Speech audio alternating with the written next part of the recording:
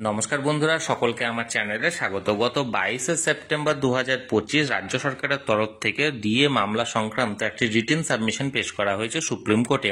এবং এই written submission পেশ করার পর যে সমস্ত রেসপন্ডেন্টগুলি ছিলেন, অর্থাৎ যে সমস্ত মামলাকারী সংগঠনগুলি ছিল, তার মধ্যে অন্যতম সংগঠন কনফেডারেশন অফ স্টেট গভর্নমেন্ট এমপ্লয়িজের তরফ থেকে তার প্রত্যুত্তরে আবার একটি রিটেন সাবমিশন পেশ করা হলো।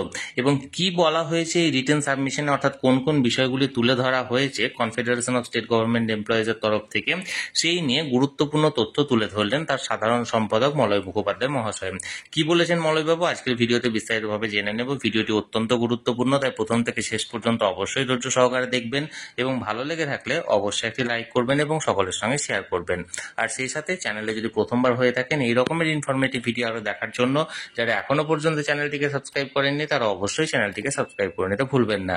তাহলে চলুন আমরা বিস্তারিত জেনে নিই। দেখুন, মলয়বাবু যে বিষয়টি তুলে ধরেছেন বা বলেছেন সেটি হলো, সুপ্রিম কোর্টের নির্দেশ মোতাবেক আজ অর্থাৎ 27শে সেপ্টেম্বর 2025, অর্থাৎ গতকালকে এটা জমা করা হয়েছে। এই 27শে সেপ্টেম্বর 2025 আমাদের 11 পাতা ফাইনাল রিটেন সাবমিশন জমা দেওয়া হয়েছে।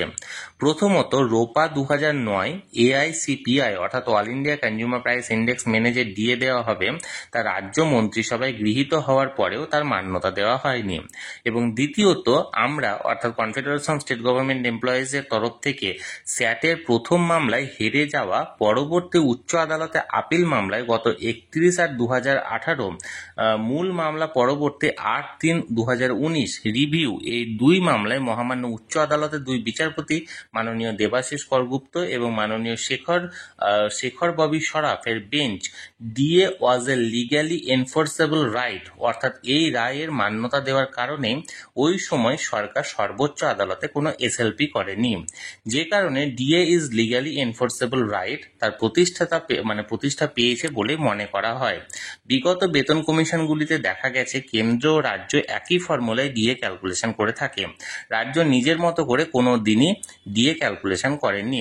আরও তথ্য জানার কারণে আমরা কর্মচারীদের উদ্দেশ্যে আমাদের জমা দেওয়া যে ফাইনাল 11 পাতার রিটেন সাবমিশন সেটা তুলে ধরলাম। দেখুন, এখানে 4 নাম্বার পেজে যে মূল বিষয়টি এখানে তুলে ধরা হয়েছে সেখানে বলা হয়েছে, দেখুন আন্ডারলাইন করা হয়েছে তার 2 সপ্তাহ আগে থেকে, computation of DA was the same as that of the central government and the state government had follow the same principle for computation and payment on basic pay fixed under the 5th state pay commission as was done by the central government under the 6th central pay commission।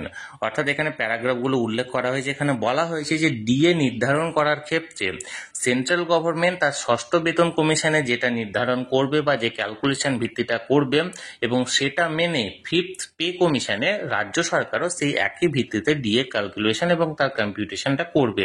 এবং এখানে কোন প্যারাগ্রাফে সেটা লেখা হয়েছিল, এখানে দেখুন paragraph 29 page 481 of the SLP paper বুক এখানে উল্লেখ করে দেওয়া হয়েছে। অর্থাৎ এখানে এক কথায় রাজ্য সরকার নিজের মতো করে এখানে ডিএ নির্ধারণ করতে পারে না, এখানে সেন্ট্রাল গভর্নমেন্ট তার 6ষ্ঠ বেতন কমিশনে যে নীতি আরোপ করবে এবং সেই নীতিটাই মেনে চলা হবে 5th পে কমিশনে রাজ্য সরকারের তরফ থেকে। এই বিষয়টি এখানে তুলে ধরা হয়েছে এবং এই সংক্রান্ত মোট 11 পাতার একটি রিটেন সাবমিশন এখানে করা হয়েছে গতকালকে অর্থাৎ 27শে সেপ্টেম্বর।